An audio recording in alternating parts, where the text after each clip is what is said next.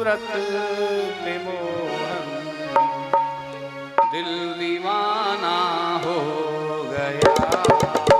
सांवली सूरत पे मोहन दिल दीवाना हो गया। दिल दीवाना हो गया मेरा, दिल दीवाना हो गया। दिल दीवाना हो गया मेरा, दिल दीवाना हो गया। दिल दीवाना हो गया मेरा, दिल दीवाना हो गया। सांवली सूरत पे मोहन दिल दीवाना। जय हो।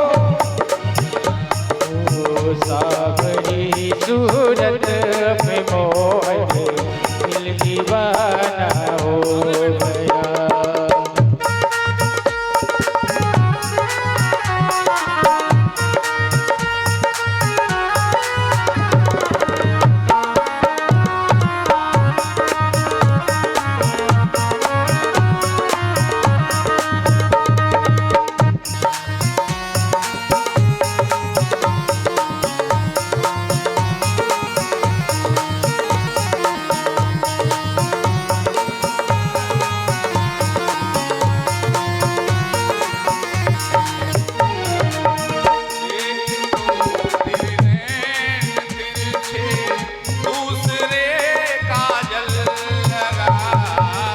एक तो तेरे नैन तिरछे दूसरा काजल लगा।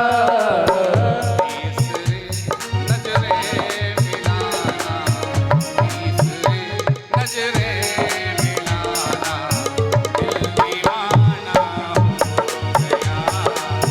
सावरी सूरत पे मोहन दिल दीवाना हो गया।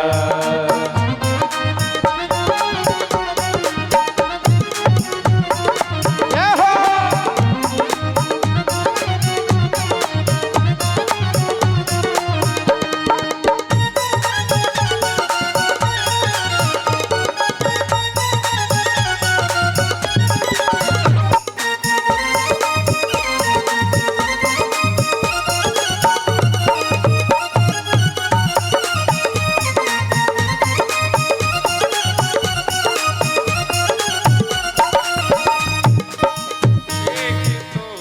तेरे होठ पतले दूसरा लाली लगे।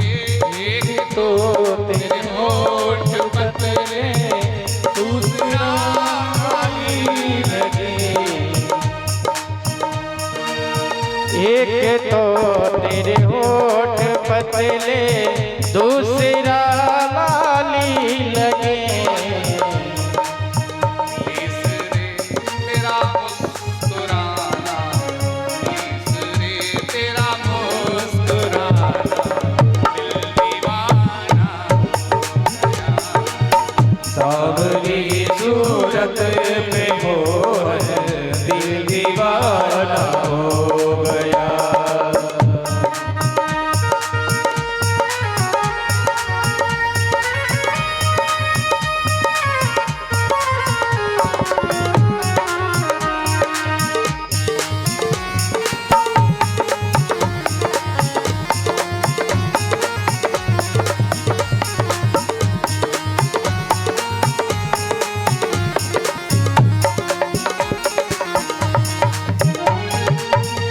एक तो तेरे हाथ कोमल, दूसरा मेहंदी लगी।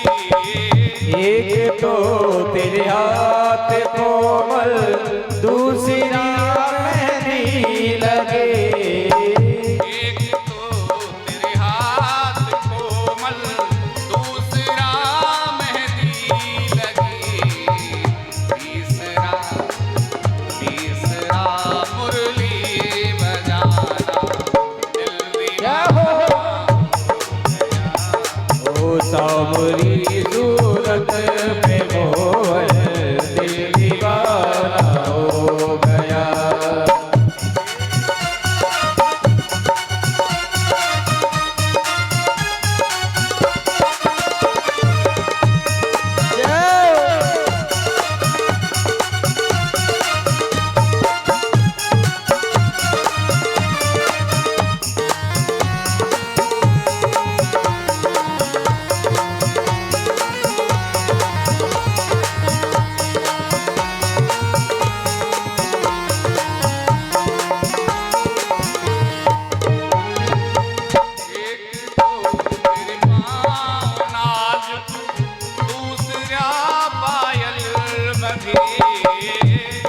तो तेरे बाहों नाजुक दूसरा पायल बने।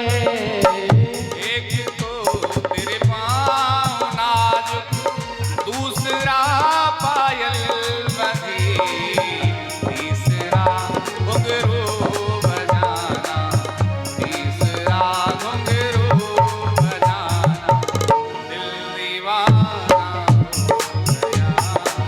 सावरी सूरत पे मोहन दिल दीवाना हो गया।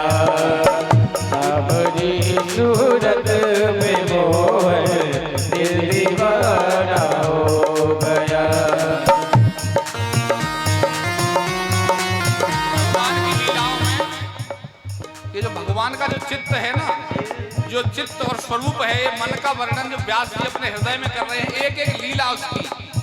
बंसी बजाई, अब बंसी से जो ये लाइन आई है, साधक ने जो लिखा है बंसी बजाना, इस बंसी बजाने शब्द दो शब्दों के भीतर जो ग्राफ छिपा हुआ है वो समझ रहे हैं ना।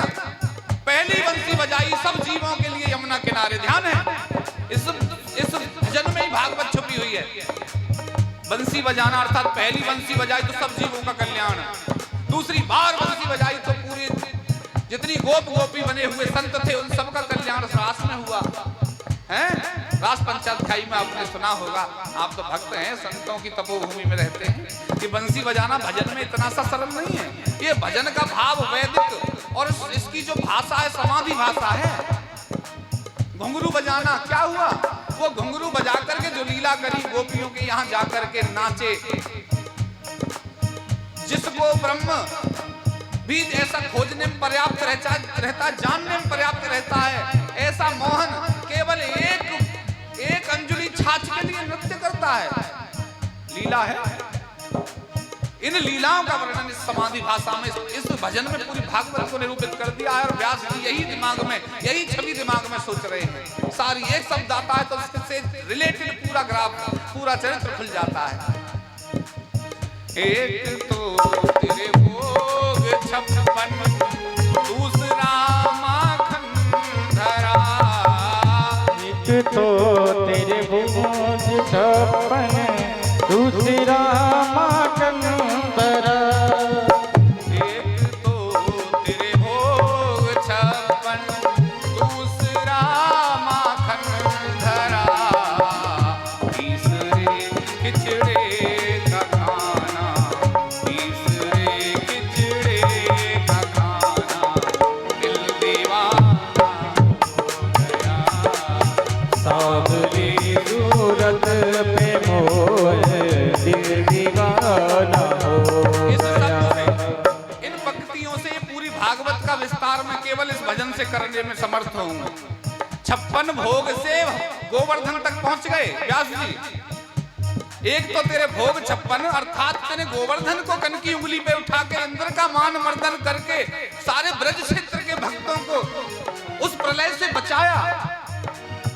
भोग 56, अब उसके बाद लीलाएं, दूसरे माखन भी, अर्थात माखन लीला जितनी तुमने करी, उन लीलाओं का पूरा वर्णन इसमें आ जाता है। व्यास जी को वो सब लीलाएं दिखाई पड़ने लगती हैं। और तीसरा विदुर जी के यहाँ की खिचड़ी खाना भी उनको उस लीला में प्राप्त हो जाता है, खिचड़ी का खाना। भागवत स्कंद व स्कंद ऐसे इस भजन के अंदर स्थापित दिख रही है मुझे तो। एक तो तेरे साथ राधा, दूसरा रुक्मिणी खड़ी।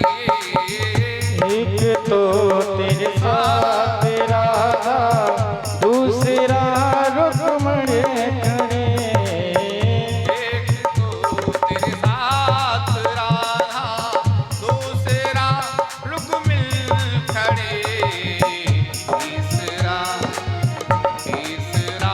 मीरा का गाना, जय हो दीवाना हो गया। सावरी सूरत पे मोहन दिल दीवाना हो गया।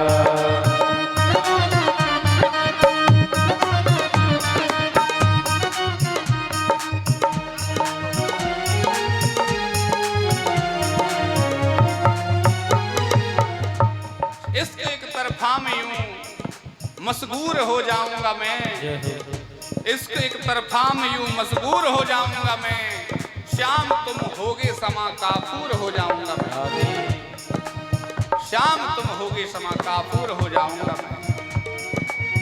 मैं तुम्हें देखूं न देखूं तुम न मुझको देखना, मैं तुम्हें देखूं न देखूं तुम न मुझको देखना, तूने अगर देखा तो मशहूर हो जाऊंगा मैं, तूने अगर देखा, साधक का भाव है, तो मशगूर हो जाऊंगा मैं, और मैं तुम्हें चाहूं ना चाहूं, मैं तुम्हें चाहूं ना चाहूं तुम ना मुझको चाहना, तूने अगर चाहा मुझे तो मगरूर हो जाऊंगा। भक्त का भाव है, तू मुझे न चाह बस मैं ही तुझे चाहता रहूं,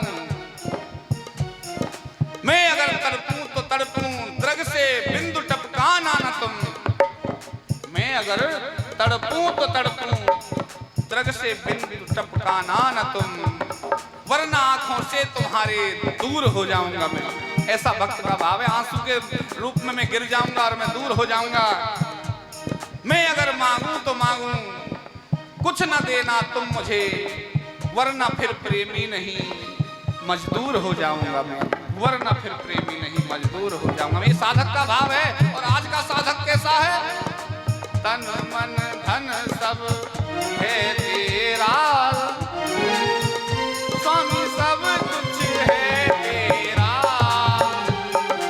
तेरा तुझको अर्पण, तेरा तुझको अर्पण क्या लगे मेरा। अब ये चल रहा है, लेकिन उसी के बाद क्या कहता है? सुख संपत्ति घर आवे, कष्ट मिटे तन का। डिमांड भी चल रही है, सुख संपत्ति मेरे घर आ जावे, सब तेरा, बाल बच्चे मुझे मिल जाए भगवान, सब तेरा। और कहीं भगवान आके मांगने बोले ये घर आज मुझे दे दो। कौन कौन है जो भगवान मांगने आ गए ये घर दे दो, घर से बाहर निकलो, कौन कौन चले जाएंगे? उस भगवान को भगवान मानना बंद ना कर दो तो कहना। ये भाव है इतना सा हमारा। इस भक्ति के भाव को लेकर के हम भक्त बनते हैं। कुछ मैया मंदिर में चिल्ला रही थी, भजन कर रही थी, दुर्गा नव दुर्गा चल रही थी, और उसमें क्या मांग रही थी? माँ मुरादें पूरी कर दे, हलवा बांटो, माँ मुरादें। बड़ी विचित्र। अब लो, अब जो मैया तेरी मुराद पूरी करेगी, तुझे मोटर गाड़ी दे देगी, जो तुझे मकान दे देगी माता, वो अपना हलवा नहीं बना सकती क्या? ऐसा हमारा भक्ति का भाव रह गया है। लेकिन साधक कहाँ वहां क्या कह रहा है? मैं अगर मांगू ना मांगू कुछ ना मुझको देना, ना कुछ भी मुझको देना ना तुम, मैं अगर मांगू तो मांगू कुछ ना देना तुम मुझे, वरना फिर प्रेमी नहीं मजदूर हो जाऊंगा मैं। तो प्रेमी हो कि मजदूर हो? पक्का मजदूर है। बोलो गोविंद भगवान की जय।